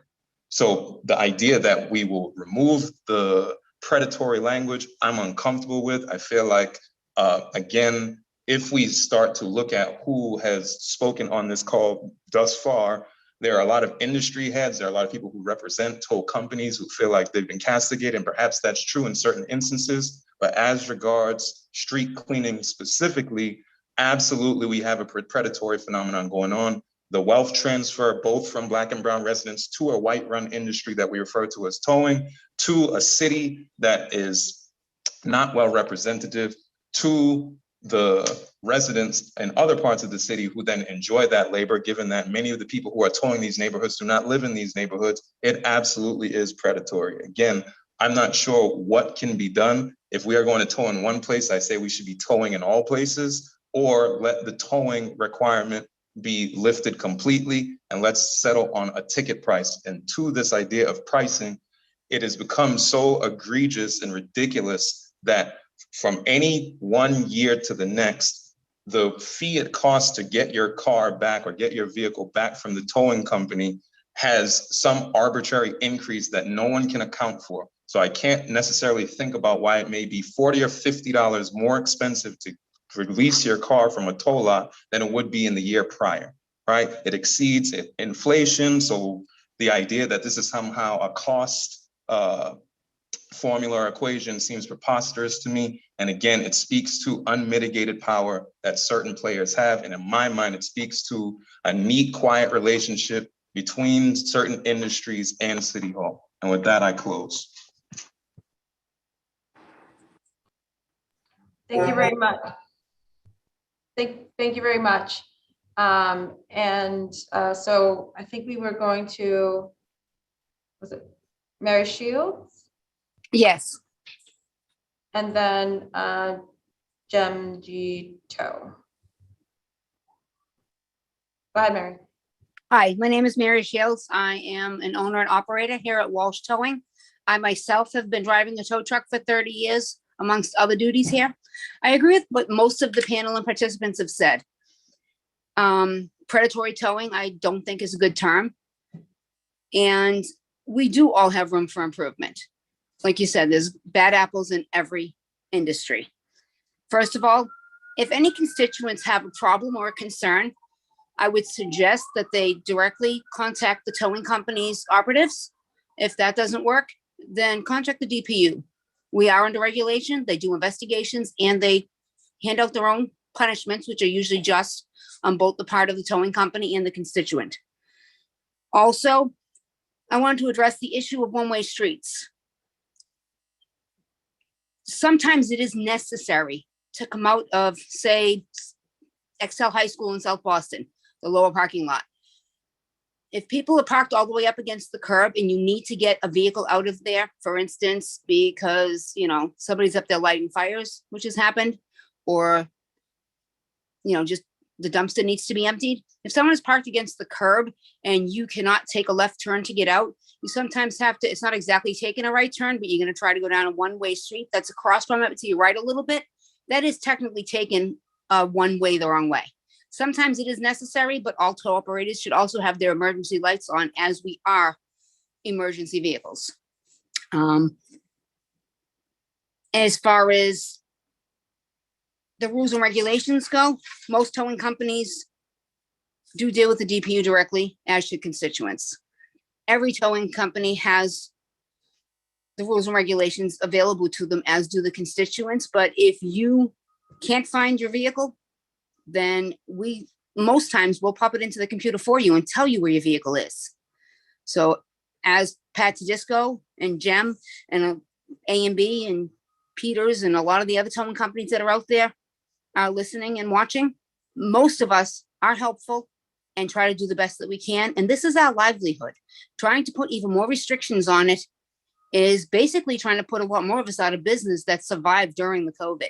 Most of us worked 24 hours a day, 7 days a week during the COVID to possibly get a handful of tows a week. And also, you know, consumers need to realize this is a job. It does require using equipment, which is specialized equipment. And if they want us to put cars down when they come out without paying for them, as far as trespass towing goes, sometimes we do, sometimes we don't. It all depends on the situation, but that is a courtesy that we all offer. It's not mandatory, but it is a courtesy that most of us offer, period. Other than that, I'm available for any questions that any of you have. And if you'd like to have another meeting, I more than likely would be happy to attend. Thank you.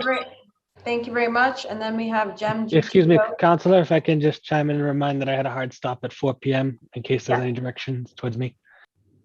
Thank you. Jem, DG Tow. Hi, how you doing? My name is Gabriella. I'm actually the owner of D&G Towing out of Alston, Brighton. So one thing that I actually wanted to talk about was actually street cleaning. You guys mentioned it, and also a little bit about trespassing too. You guys mentioned about how it works. A little bit of how it works, actually.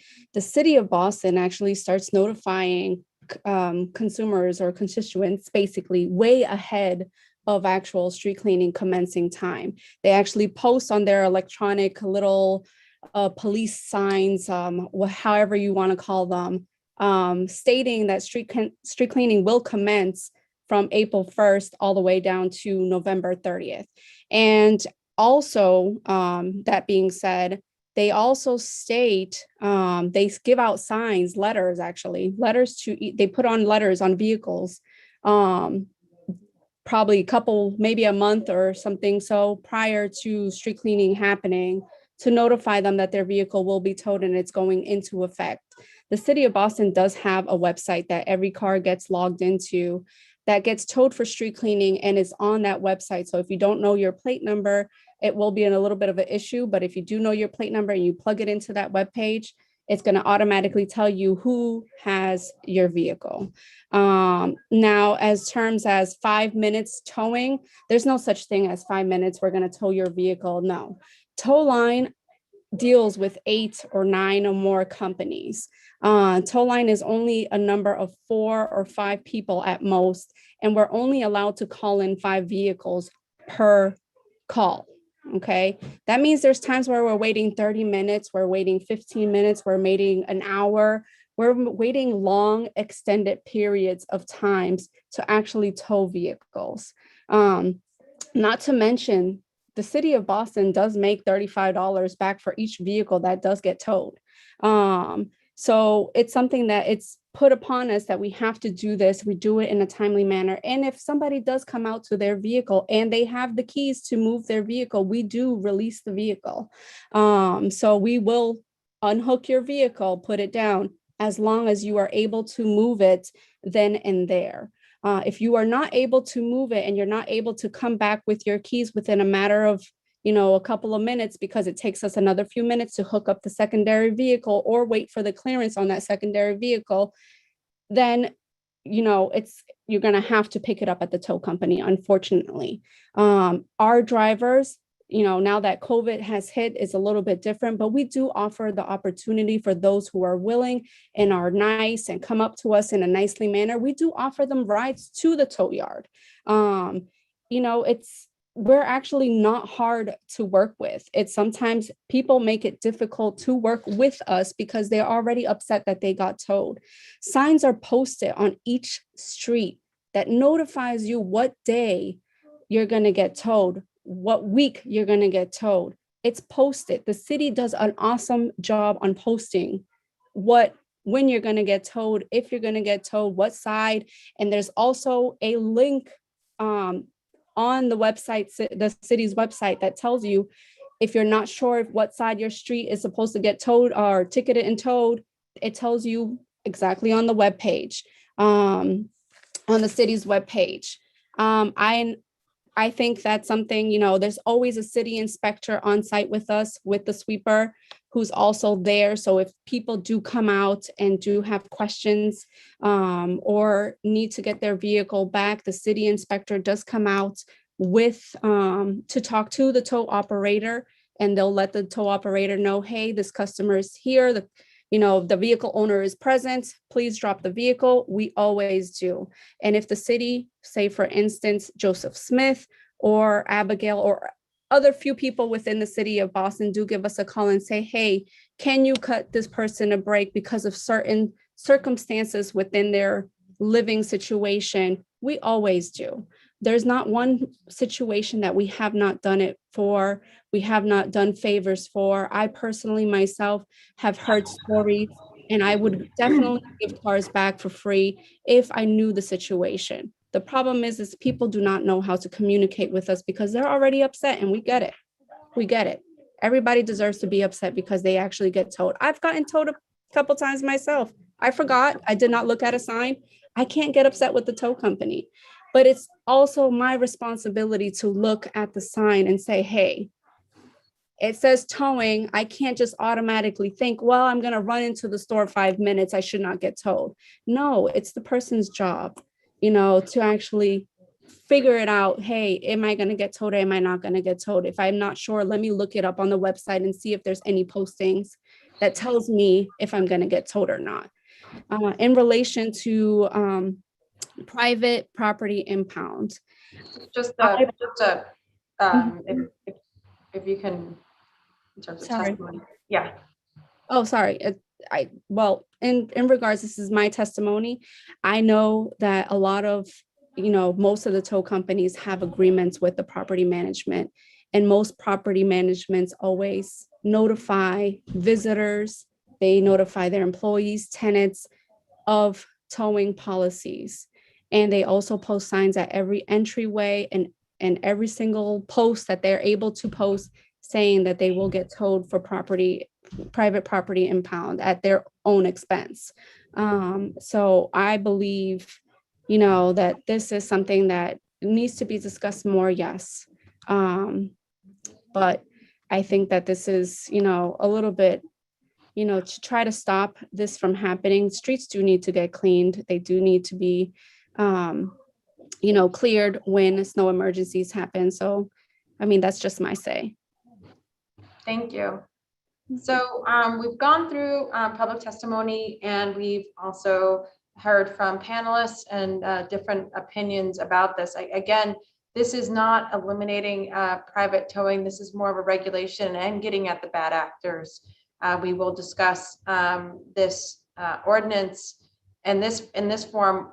Traditionally, we go from the hearing where we hear from folks, and there will be, I'm sure, plenty of written testimony. I think somebody said that they had suggestions and questions that they were going to send via email. That becomes part of the public record. And then we have traditionally a working session where we go directly into the language of the ordinance and work on or negotiate parts that are necessary, not necessary, duplicative, and then ultimately we would present it up for passage. Is how the process normally works. With the way the year is going, it may require us to have the hearing now and then possibly a working session into next year. We'll see what we can get done in the next couple months. I do appreciate everyone coming here today. I think it was an excellent conversation. It was, if anything, an example of how people can disagree or have perspectives and be absolutely respectful towards each other. So thank you all for coming to speak. I'm going to turn it over to Councilor Braden for any final remarks. And then we will end today's hearing on the towing practices and establishing a towing bill of rights. Thank you, Madam Chair, and thank you to everyone who participated in the conversation this afternoon. As Councillor Edwards mentioned, this is the first step. It's a hearing. I hope that we will move forward to a working session that we can get more into the details of what we're proposing. For not for 1 minute am I suggesting that towing is unnecessary? Absolutely, it's a very vital service.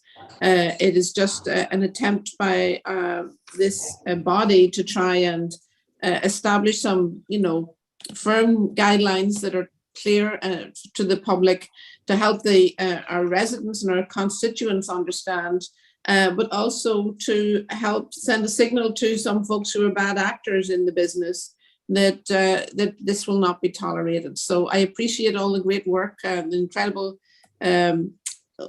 testimony from you all this afternoon, and I look forward to continuing the conversation in the not too distant future. Thank you all. Thank you. Goodbye.